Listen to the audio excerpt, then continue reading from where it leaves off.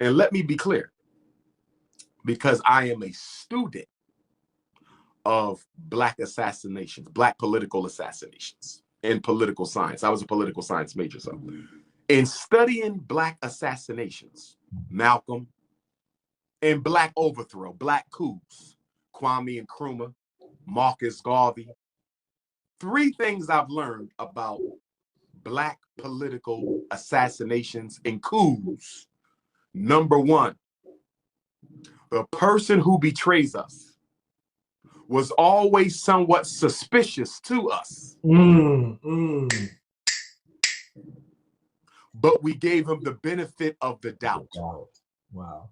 Fred Hampton saw some things in William O'Neill, but he overlooked it because William O'Neill had skills that the Panthers could benefit from. He was skilled in certain things. So he said, maybe not, I don't want to rush the judgment. So one of the things I've learned was you got to follow your first mind when it comes to your inner circle. Now, if they're not in your inner circle, you could give them a second chance. But the people who your life is dependent upon, if they make you a little shaky, you got to let them ride. Because most of our leaders were murdered by the people they trusted the most. Patrice Lumumba brought Mobutu in. He brought Mobutu in, and the same man he gave an opportunity to took his life. Right. That's right. You see, that's right. Thomas Sankara. You look at Malcolm, and Malcolm knew that some of those in his security were not straight, but he let them ride anyway.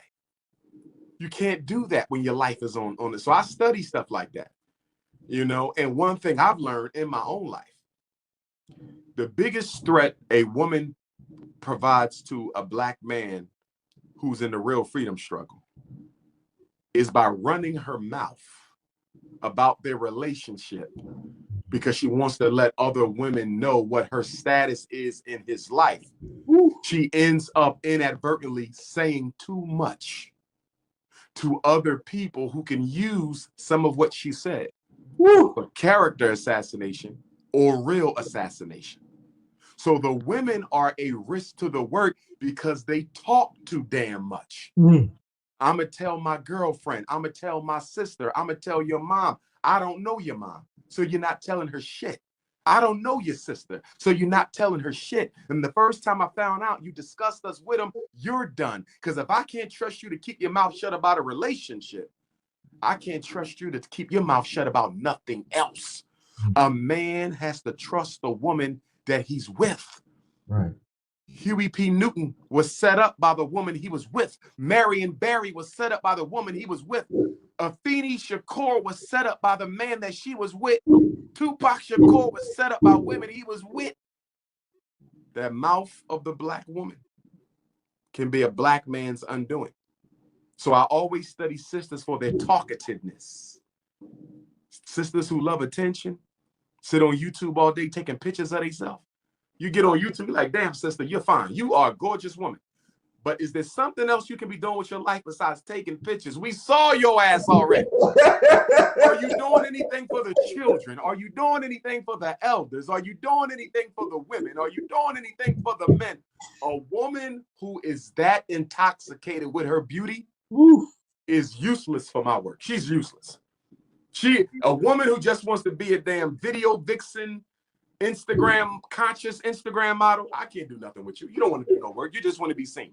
You see? So the women, it's their mouth and their thirst for a mate that can get you done in, politically or physically. With the brothers, it's a little different, brother said. With the brothers, it's the envy and the jealousy. See, for you to stand with a Malcolm, a Garvey, an Nkrumah, a Lumumba, a Medgar Evers, a Huey P. Newton, a Fred Hampton, for you to, a Khalid Abdul Muhammad, for you to stand with a brother like that, you got to be secure in your manhood. That's right. Because you're going to see people constantly run up to this man, telling him how much they love him. You're going to see men do it heterosexually. You're going to see men do it. You're going to see women fawn all over this man. They're going to bring him gifts and food and hugs, and they're going to be the finest women you ever seen. You see? And brother said, you got to be secure in your manhood. That's right. to be able to stand next to a man who gets that level of love. Right. And if you are not there for the right reasons, you will wake up one day jealous of that man. You will wake up one day envious of that man. Brother said, the reason I have so few brothers in my company is because being as popular and as loved as I am, and our people love Dr. Umar. Right. They love me. There's people who would die for me, brother, literally, all over the world too. Right. For you to be able to stand with a brother who get that kind of love, you got to be secure in your manhood. And if you're not, you'll wake up and you'll start hating on me. Brother said, I can name a dozen brothers right now, a dozen Judases who were once a part of my team, who I thought would be there until the end, who defected or had to be rejected. They either defected on their own or I had to reject them because they started tearing me down behind my back while they was acting like they supported me to my face. One thing that Marcus Garvey said, he said, leadership means blood, pain, and death. And he was right, brother. This is a very lonely road. You don't know how long this woman going to be loyal before she start running her damn mouth. And you don't know how long this brother going to be loyal before he start trying to tear you down. So how do you make peace with that, brother said? I'll tell you how you make peace with that. This is where Prophet Nat Turner has factored so prominently in my spiritual life. This is one of the reasons I've went down the Nat Turner land twice a year for the past 10 years. August 21st, my birthday, was the day that the war started.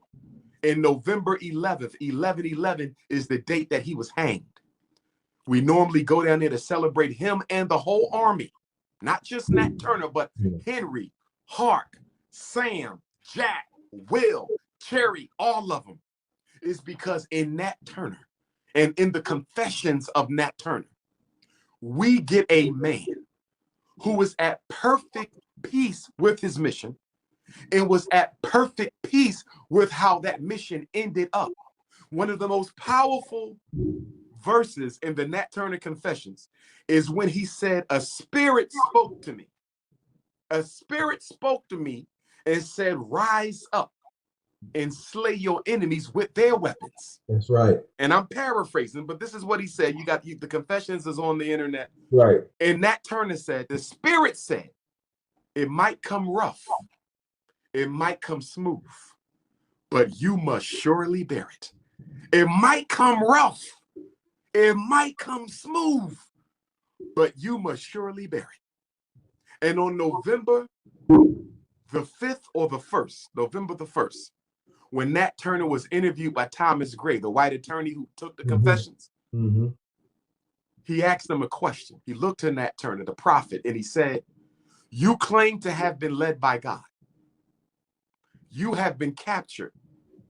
Most of your comrades have been captured, put to death. You will soon be put to death. Wouldn't you have to admit that you were mistaken in your interpretation of this work? Nat Turner looked up at that devil and in total calm repose, he said, quote, even Jesus Christ had to be crucified. He showed Brother this, said, this is he said 1831. The Civil War is 30 years away. He's locked up, brother said, chains on, condemned to die by public execution. And he got the unapologetically African nerve. Nat Turner had the unapologetically African nerve to look up at this white man, condemned in a prison, loaded with chains, looks him in his face and says, no, even Jesus Christ had to be crucified. It is Nat Turner who gives Dr. Umar, through God, through my ancestor, Nat Turner, is who gives Dr. Umar the perfect peace that transcends all understanding. When I'm traveling to Houston and I know I got enemies there, and I'm traveling to Dallas and I know I got enemies there, and I'm traveling to Miami and Louisville and Macon and St. Croix and Indiana and Chicago and Detroit and Africa and Ghana, Nigeria, China, Japan, Canada, London, and I know I have enemies there. But Nat Turner has taught me that if it is meant for you to win, you're going to win. And if it is meant for you to die, you're going to die. So do the damn work that God has put before you and leave the rest to the Creator.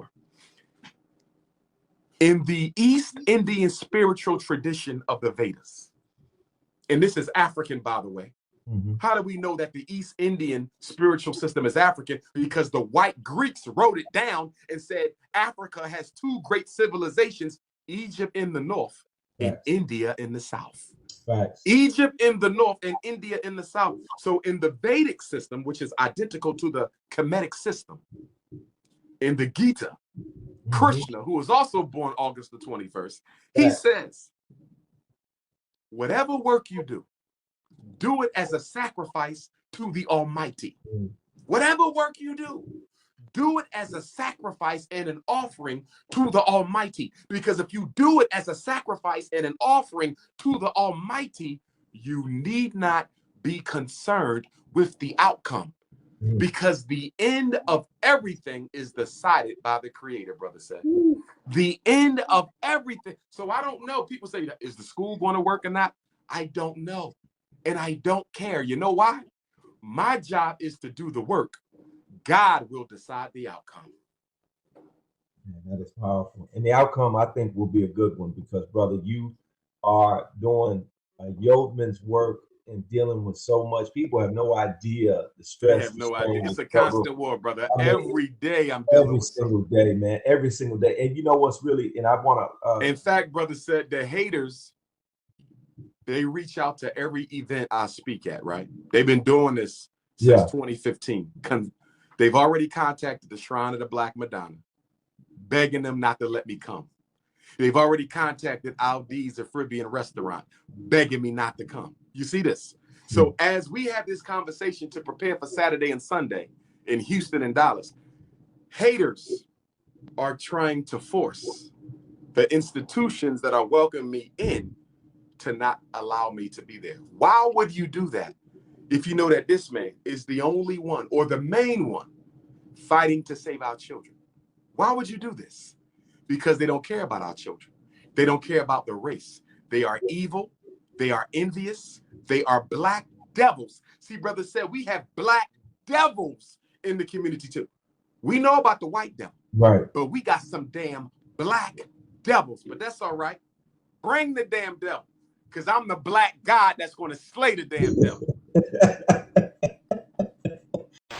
The whole purpose of public education is to produce a better educated, low-wage earner. The reason you have compulsory education in America is because corporate America, big business, put pressure on the government to produce a better educated, low-wage earner.